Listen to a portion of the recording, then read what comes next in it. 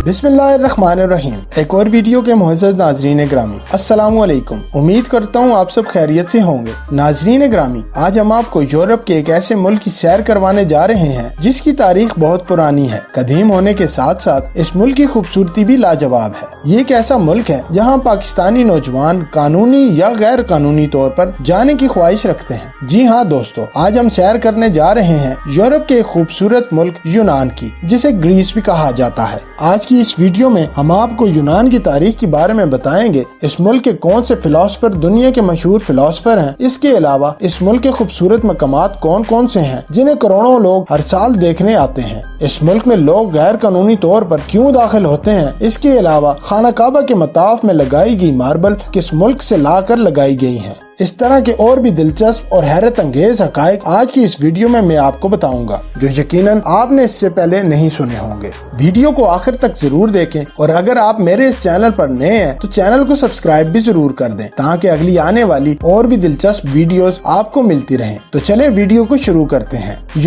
यूनान का official name Hellenic Republic है, जो कि ग्रीस के नाम से बिल्कुल मुख्तलिफ है। अगर इस मुल्क की आबादी की बात करें तो यूनान की कुल आबादी 1 करोड़ अफराद पर मुश्तमिल है और आबादी के लिहाज से ये दुनिया का 91वें नंबर पर बड़ा मुल्क भी है। इस मुल्क के रकबे की बात की जाए तो इसका कुल रकबा 1,31,957 मुरब्बा किलोमीटर है और रकबे के लिहाज से ये दुनिया का 97वें नंबर पर बड़ा मुल्क है। नाजरीन, एक वक्त ऐसा भी था कि ये मुल्क सल्तनत उस्मानिया के ज़ेरे असर रियासत था। कहा जाता है कि यूनान में जिंदगी के आसार 2 लाख साल से भी पुराने हैं और ये आसार आपको यूनान के शहर मैकेडोनिया में नजर आएंगे। इस सूबे में एक गार भी मौजूद है जिससे इस बात का अंदाजा होता है कि 2 साल पहले भी इस जगह जिंदगी मौजूद थी। इस मुल्क को सिकंदर आजम ने भी फतह किया था, लेकिन यूनान फतह करने के कुछ साल बाद सिकंदर आजम की मौत वाक़या हो गई। इस वक्त बरे सगीर से यूनान तक ये सारा इलाका सिकंदर आजम की मालकियत था, लेकिन सिकंदर आजम की मौत के बाद तमाम सल्तनत मुख्तलिफ हिस्सों में टूट गई। इसके अलावा रूमी सल्तनत ने भी इस पर बहुत अरसा हुकूमत की।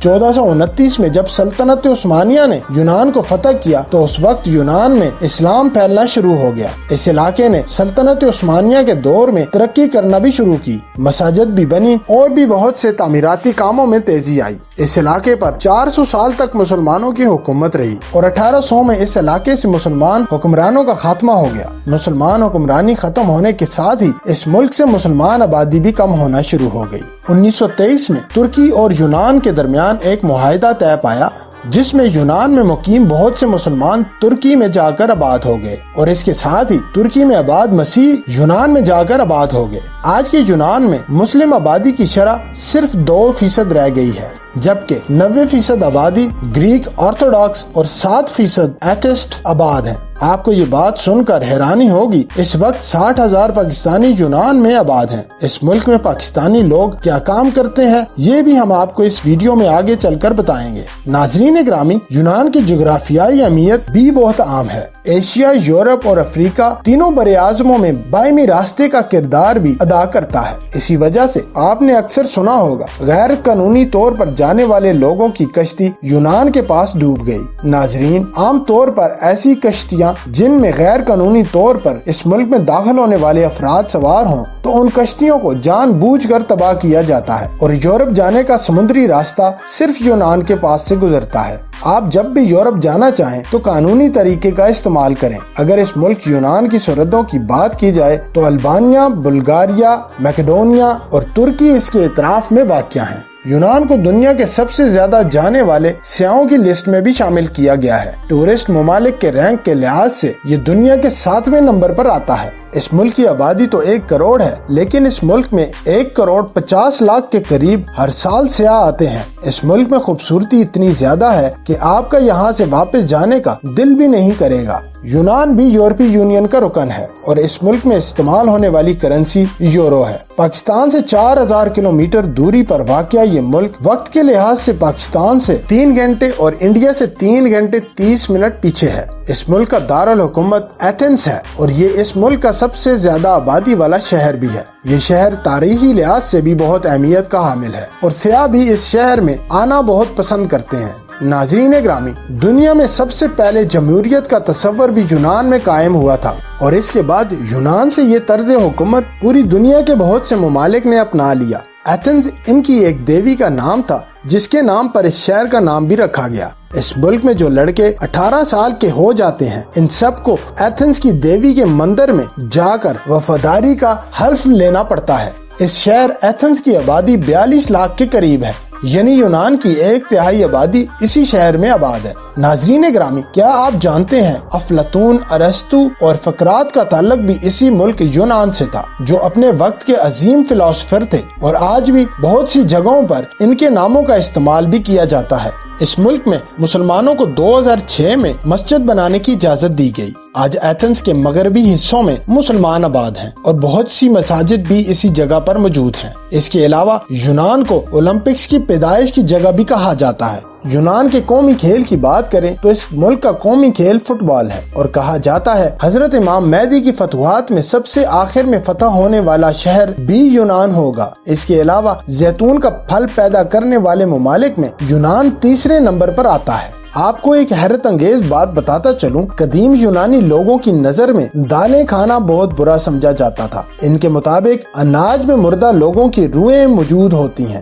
اس ملک کی زبان دنیا کی قدیم ترین زبانوں میں سے ایک ہے، اور یونانی زبان آج بھی استعمال ہوتی ہے۔ ناظرین گرامی، خانہ کعبہ میں لگا ہوا ماربل سب نے ہی دیکھا ہوگا، کچھ کو اللہ پاک نے وہاں بلا کر دکھایا ہوگا اور کچھ نے تصاویر یا ویڈیوز میں دیکھا ہوگا، اور یہ پتھر 50 سینٹی گریڈ کی گرمی میں بھی ٹھنڈا رہتا ہے۔ کیا آپ جانتے ہیں یہ ماربل کس ملک سے لا کر لگایا گیا تھا؟ جی ہاں ناظرین، یہ ماربل بھی یونان کا ہے۔ یونان کے ایک جزیرے تھاسوس میں یہ پتھر پایا جاتا ہے، اور اسے دنیا کا سفید ترین پتھر بھی کہا جاتا ہے، اور یہ ماربل دنیا کا نایاب اور مہنگا ترین ماربل ہے۔ مزے کی بات یہ ہے کہ یہ ماربل اس جزیرے کے علاوہ آپ کو دنیا میں اور کہیں نہیں ملے گا، اور اگر اس پتھر کی قیمت کی بات کی جائے تو $400 اسکوائر میٹر تک ہوتی ہے۔ دنیا میں پائے جانے والے پتھروں میں تھاسوس کے پتھر کی خصوصیات سب سے منفرد ہے۔ اس پتھر کی خاص بات یہ ہے، یہ پتھر اپنے اندر گرمی کی شدت کو آنے نہیں دیتا۔ اس کے علاوہ اس پتھر کو ترکی کی مسجد آیا صوفیہ میں بھی لگایا گیا ہے۔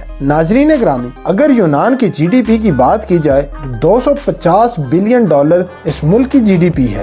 اس ملک میں رہنے والے لوگوں کی سالانہ آمدنی $36,000 ہے، جو پاکستانی روپے کے مطابق تقریباً 1 کروڑ اور انڈین روپے کے مطابق 30,13,000 روپے کے برابر ہے۔ کیا آپ جانتے ہیں اولمپکس کا آغاز بھی اسی ملک یونان سے ہوا تھا، جو اس کے شہر اولمپیا سے ہوا تھا۔ قدیم دور میں اپنے دیوی اور دیوتاؤں کو طاقت دکھانے کے لیے کھیل کے مقابلے کروائے جاتے تھے۔ آہستہ آہستہ یہ کھیل پوری دنیا میں پھیلنے لگا، اور اولمپیا شہر سے اولمپکس کا باقاعدہ آغاز ہو گیا۔ یونان کا شرح خواندگی ریٹ 99% ہے، مطلب یورپ کے باقی ممالک کی طرح یہ ملک بھی پڑھا لکھا ہے۔ اس ملک میں بھی بہت سی اچھی یونیورسٹیز موجود ہیں، جن میں National Technical University of Athens, Aristotle University, اس کے علاوہ اور بھی بہت اچھی یونیورسٹیز موجود ہیں۔ اس ملک میں رہنے کے خرچے کی بات کریں تو یہاں €12,000 سالانہ خرچہ آتا ہے، جس میں کھانا، رہائش اور بل سب کچھ شامل ہے۔ ناظرین، اس ملک میں بہت سے پاکستانی اور انڈینز ورک پرمٹ پر آتے ہیں۔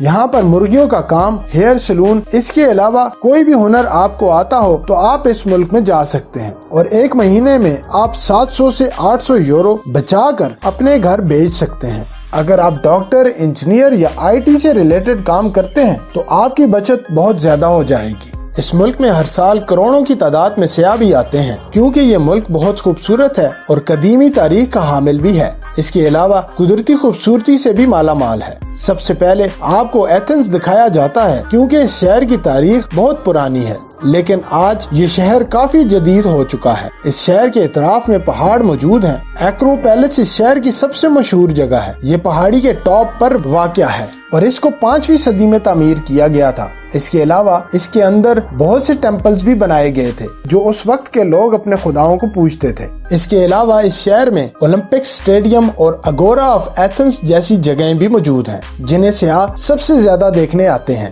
اگر آپ کا یونان جانا ہو تو سینٹرونی کا وزٹ ضرور کریں۔ یہ ایک بہت ہی خوبصورت جزیرہ ہے جو پہاڑوں پر واقع ہے۔ اس جگہ کا منظر بہت دلکش اور خوبصورت ہے۔ یہاں کی سفید عمارتیں سب سے زیادہ سیاحوں کو اپنی طرف مائل کرتی ہیں۔ اس شہر کی تاریخی گلیاں ایک الگ ہی منظر پیش کرتی ہیں، اسی وجہ سے سیاح اس شہر میں سب سے زیادہ آنا پسند کرتے ہیں۔ آپ اس جزیرے پر شپ یا جہاز کے ذریعے جا سکتے ہیں۔ اگر آپ خوبصورت بیچز دیکھنے کے شوقین ہیں تو آپ کو زاکنتھوس میں بیچز کی اصل خوبصورتی دیکھنے کو ملے گی۔ اگر آپ کا یونان جانا ہو تو آپ کالاماتا میں بھی ضرور جائیں، کیونکہ اس شہر کے زیتون سب سے مشہور ہیں اور خوبصورتی میں بھی یہ شہر کسی سے کم نہیں۔ اس کے علاوہ متورا میں پہاڑ پر ایسی عمارتیں اور گھر بھی موجود ہیں جو 5ویں صدی میں بنائے گئے تھے۔ اس ملک میں آپ کو 2 لاکھ سال پرانی تاریخ سے بہت کچھ دیکھنے کو ملے گا۔ ناظرین گرامی، یہ تھی آج کی ایک اور دلچسپ اور انفارمیٹیو ویڈیو اگر آپ کو پسند آئی ہو، لائک، سبسکرائب اور شیئر ضرور کریں اور کمنٹ باکس میں اپنی رائے کا اظہار بھی ضرور کریں۔ ملتے ہیں اگلی ویڈیو میں، تب تک کے لیے اجازت چاہتا ہوں۔ اللہ حافظ۔